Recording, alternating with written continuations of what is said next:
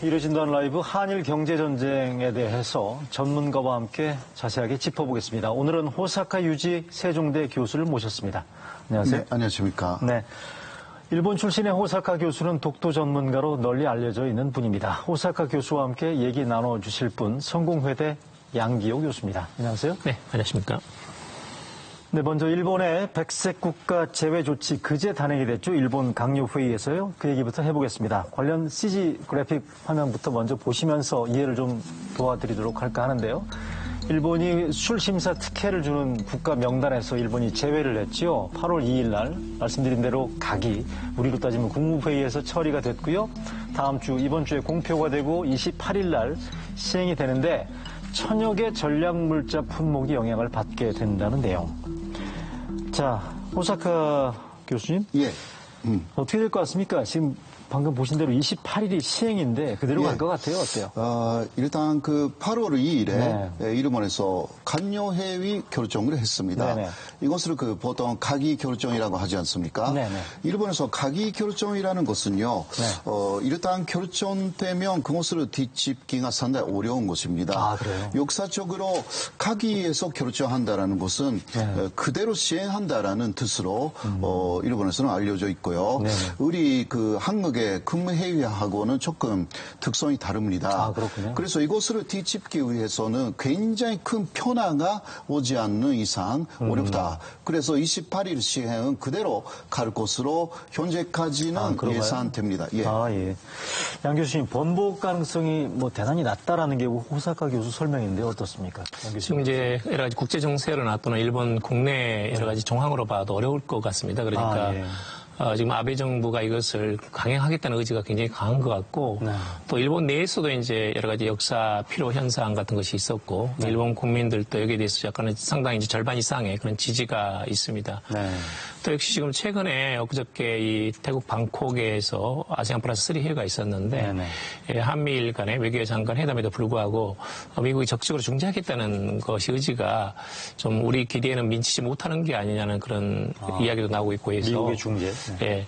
그래서 이제 아마 지금 이 상태로 진행되지 않을까 하는 생각이 듭니다만은 사실 그 내용을 따져보면 사실 그렇게 이게 어떤 커다란 충격파를 던질 거라고는 저는 보지는 않습니다. 그러니까. 백색 국가 제외. 맞습니다. 예. 그러니까 이제 이게 화이트리스트에서 지금 백색 국가에서 일본이 지금 4개로 나눠놓거든요. A, B, C로 다시 바꿨습니다. 그런데 이제 A가 지금 이전에 백색 국가에 해당하는 것이고 한국이 B로 들어가 있고 C가 이제 타이완 또는 이제 싱가포르 이렇게 되어 있거든요. D가 이제 북한이라든지 이라크 이렇게 되어 있습니다. 네, 그렇기 때문에 이것은 이제 통관 절차가 복잡해지거나 기간이 길어지거나 하는 것은 있겠지만 적어도 지금 대만 싱가포르보다는 높은 수준이다라는 것에 있어서는 조금 더 그 내용 자체를 면밀하게 들여다볼 필요가 있지 않나 하는 생각도 듭니다. 호사카 교수님 어떻습니까? 그러면 그제인데 문재인 대통령이 국무회의에서 단호한 대응 그리고 상당히 강경한 발언 수위로 일본에 대한 정면 대응을 선언했지 않았습니까? 어제 보니까 일본의 외교 차관이 뭐 무례하다. 뭐 문 대통령이 정상이 아니다. 이럴 때 쓰는 말이 적반하장이 아닌가 싶기도 하는데 일본 분위기는 어떻습니까? 백색 국가 제외 그리고 우리 정부의 맞대응에 대해서. 일본 사람들 전체를 보면요.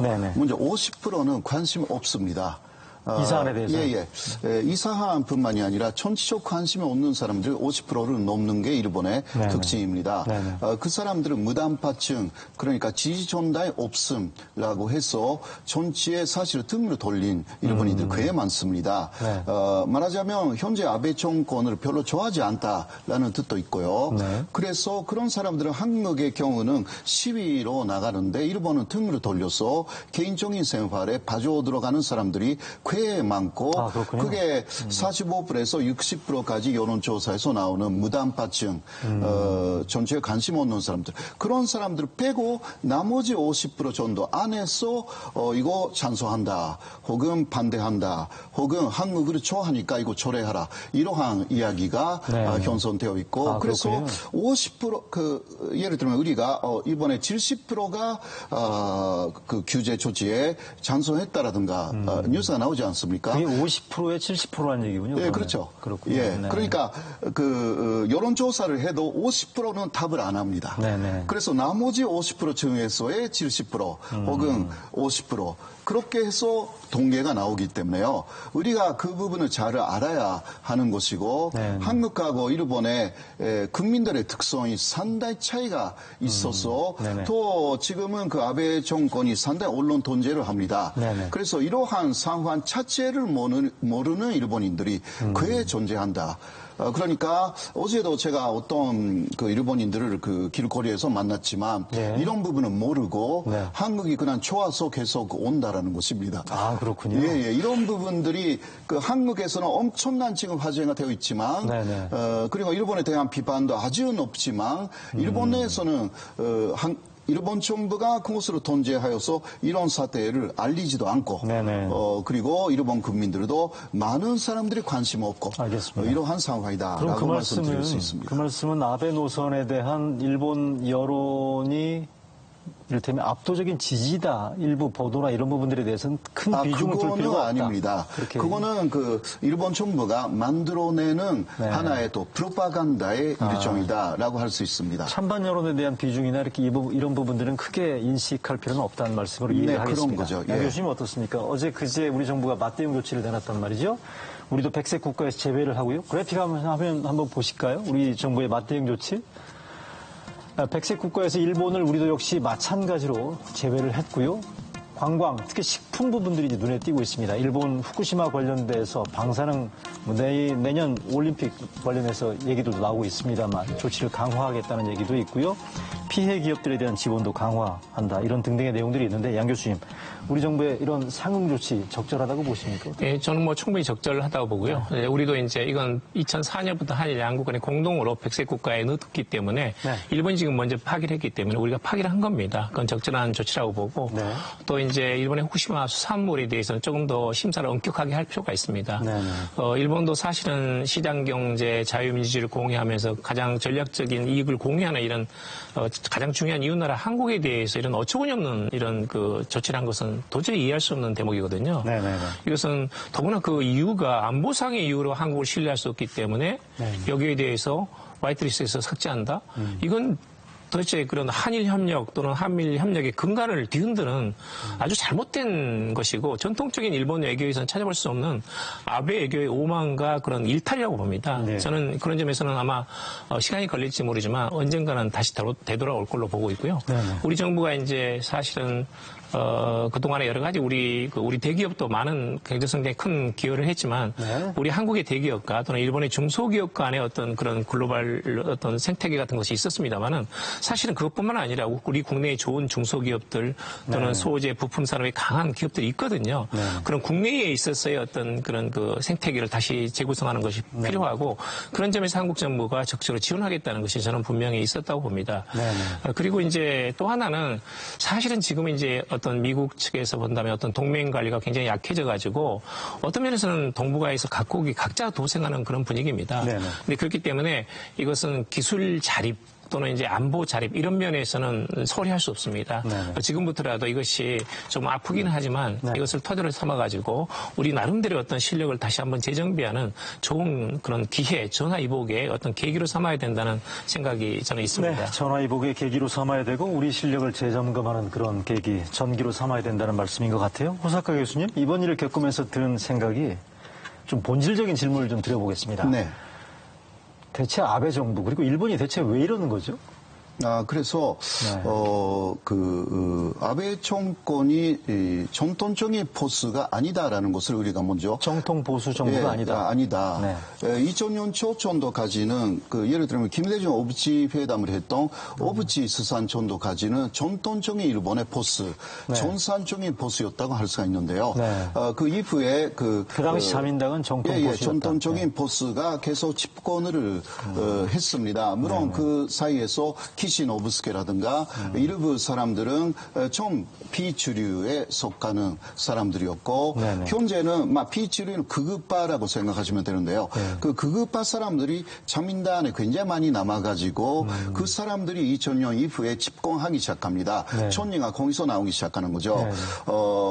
네, 전통적인 보스는 상당히 붕괴됐습니다. 일본 안에서. 왜냐하면 비리가 많이 좀 안에서 있었고 네네네. 그래서 자민당을 많이 떠났어요. 네네. 우리가 잘 알고 있는 그 하토야마 유키오도 원래는 자민당의 전통 포스에 속하는 사람이었는데 네네. 비리를 실어서 밖으로 나갔죠. 그렇게 해서 자민당에는 비주류였는데 극우파들이 굉장히 많이 득세하기 시작했습니다. 이분들이 주류로 득세하면서 지금 네. 현재의 지금 이런 식의 목소리를 내고 있다. 그러니까 키시노부스케 라인의 완성판으로 할 수가 있는 아베 신조 정부가 들어섰고 그럼 우리한테는 왜 이러는 건지. 그래서 그 사람들의 사상 자체가 45년까지의 대일본 제국이 이산적인 국가였고 그러니까 한반도 나가서 한국은 항상 일본의 영향 하에 있어야 된다라는 사상이 아주 강합니다. 그런 인식 구조를 가지고 있는 분들이 지금 일본 정부의 핵심. 예.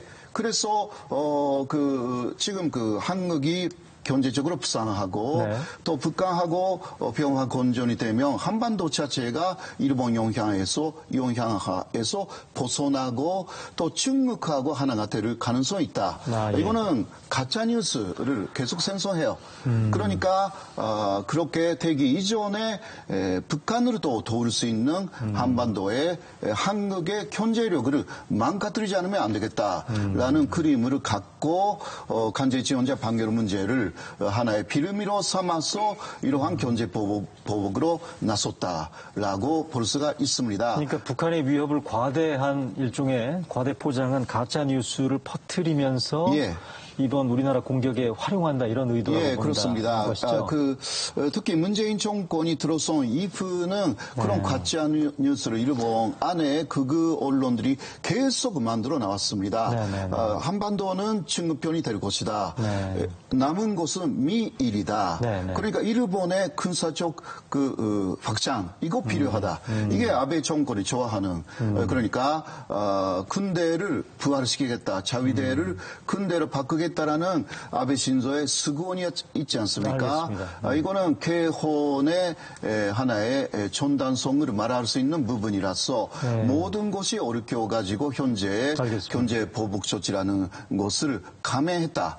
그렇게 볼 수가 있습니다. 그러니까 한반도 위협을 과장함으로써 이런 우리나라에 대한 경제 보복 조치의 숨은 배경이 될 수도 있겠다라는 게 호사카 교수의 설명인 것 같아요. 아까 근데 양 교수님 말씀하신 것처럼 미국의 중재가 실질적으로 기대보다는 특별하게 지금 현재 어떤 효과를 발휘하지 않는 듯한 그런 기류다라는 말씀이신 것 같습니다. 그러니까 이제 적어도 일본 내에서는 아마 트럼프 대통령이 나오면 제가 보기로는 어떤 압박을 느끼면서 이 문제에 대해서 적극적으로 미국이 중재하고 일본이 양보한다는 그런 시나리오는 아마 제가 보기에는 가능할 거라고 봅니다만 지금은 이제 외교부 수준에서는 상당히 어렵다라는 생각도 듭니다. 이제 미국에서 적극적으로 지금 중재 의지를 밝혀야 되거든요.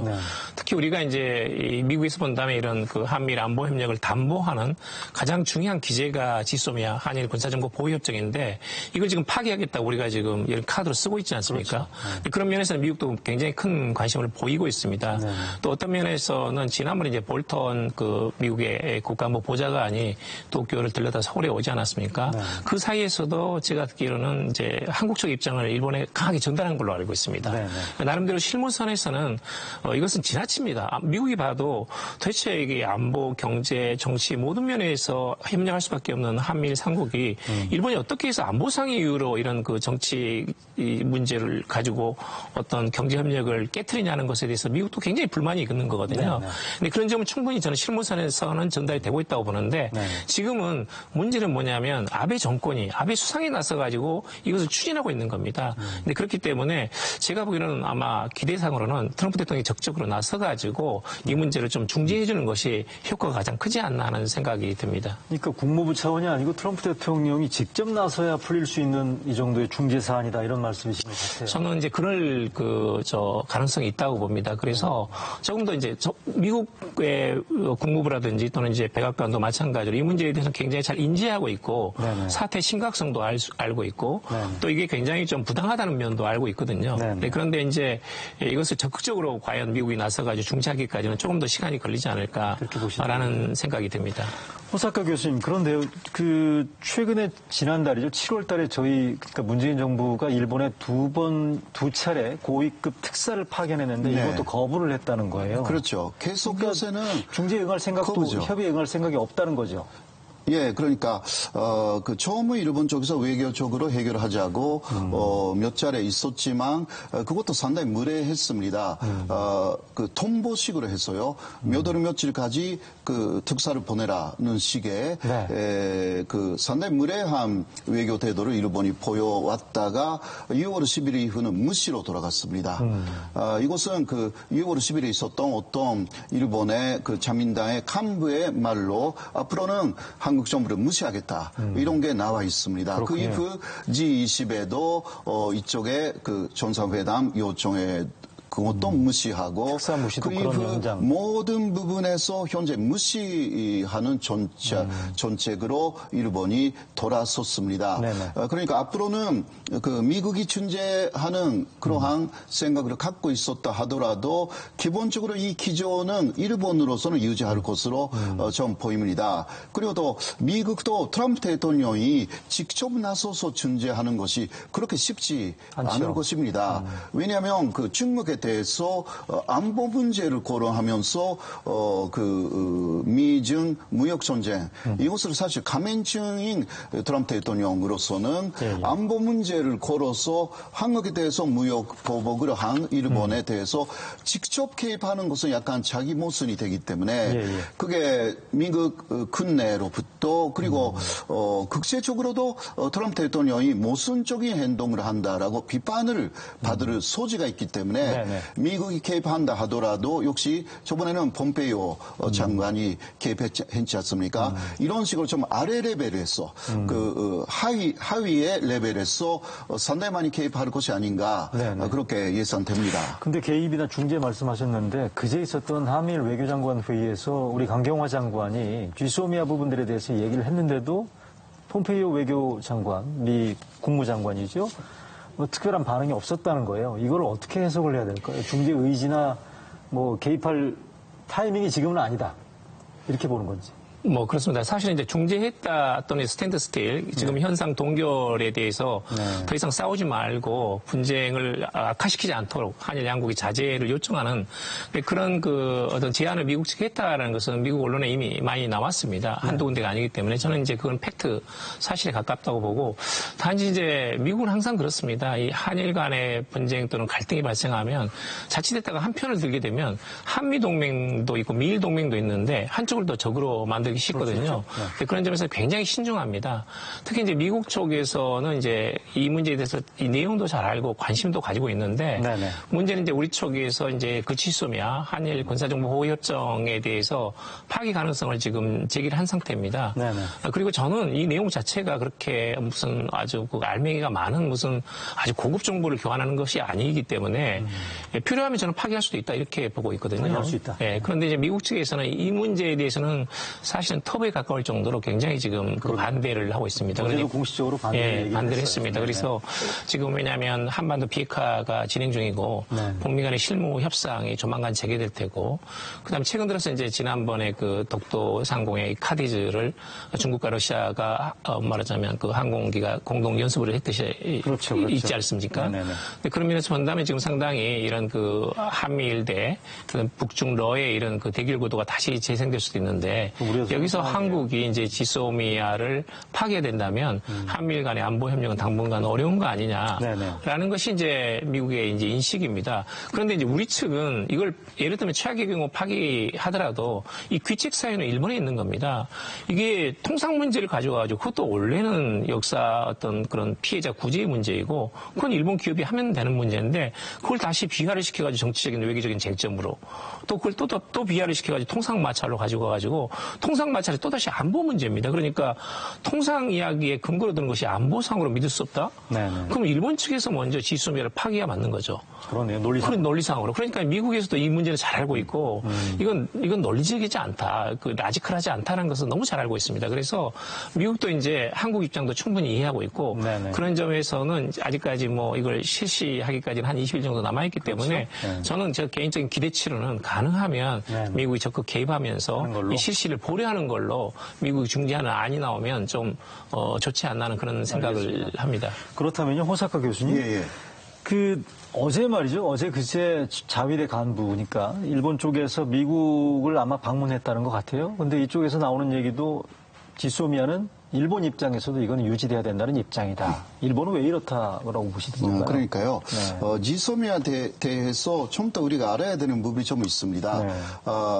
경제 보복을 그 안보 문제를 말하면서 한국에 감행하면서 왜 또 그 안보 문제하고 관련이 되는 지소미아를 계속 유지하려고 하는 걸까? 네. 이게 대단히 모순이 되는 부분인데요. 네. 일본으로서는 논리가 일관되어 있습니다.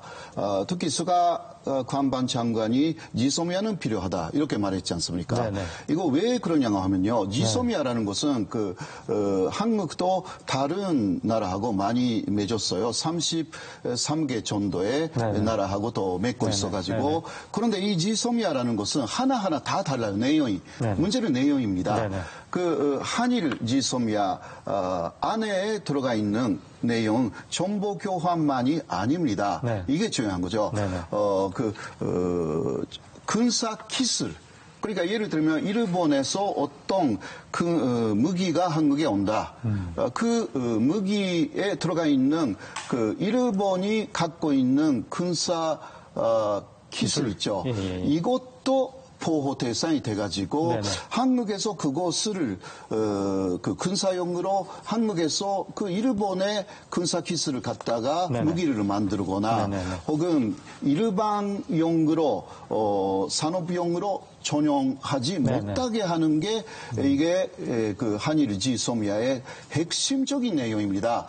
그래서 정보 교류 말고도 그런 게 있다는 그러니까 말씀이시죠? 군사 기술이죠. 가장 중요한 게. 그래서 일본으로서는 이거 갖고 있어야만이 한국에서 독자적으로 기술을 발전을 시키는 것을 초회시킬 수가 있습니다.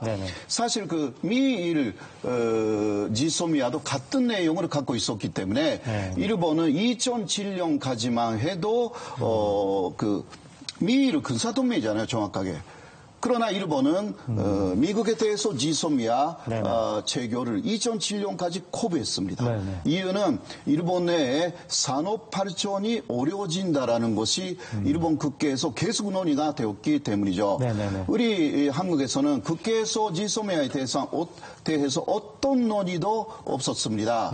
그러니까 이러한 지금 파기하냐 연장하냐라는 단순한 논의가 오가고 있지만 내용에 대해서 한일 지소미아가 도대체 무엇이냐라는 부분은 조항 하나하나에 들어가서 검토해야 되는 부분인데 이 논의가 실존되어 있는 상황입니다. 알겠습니다. 그러니까 파기하지 않아도 개정해야 된다. 저는 생각합니다. 파기보다는 개정 쪽에 또 무게를 두고 호사카 교수께서 말씀을 하고 계시는데 저희 시간이 많지 않은 관계로 마지막으로 하나 짧게 좀 여쭤보겠습니다. 일본이 추가 보복에 나설 수도 있다. 롱리스트가 있었지 않습니까? 어떻게 보시는지요? 저는 추가 보복은 지금 미국도 많은 관심을 가지고 있기 때문에 일본 측으로 굉장히 어렵다고 봅니다. 거기까지는 저는 안 나갈 거라고 보고 있고요.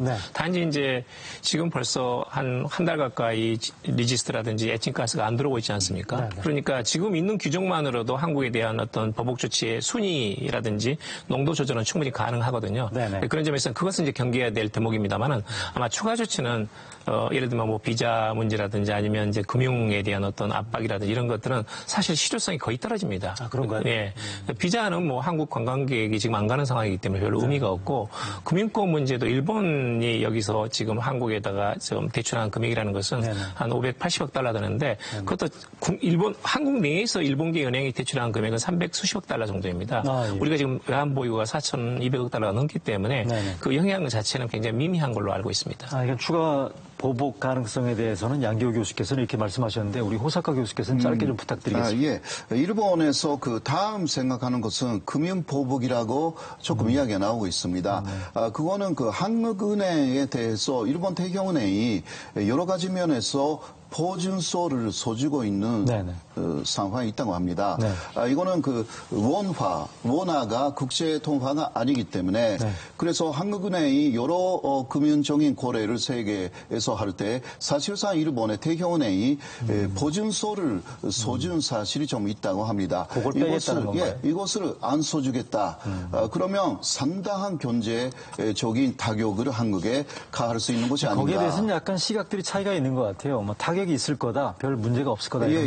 물론 일본이 그렇게 혹시 한다고 하면요, 그거는 완벽한 경제 보복입니다. 금융제재의 경우에. 그러니까 전단성이 없어요.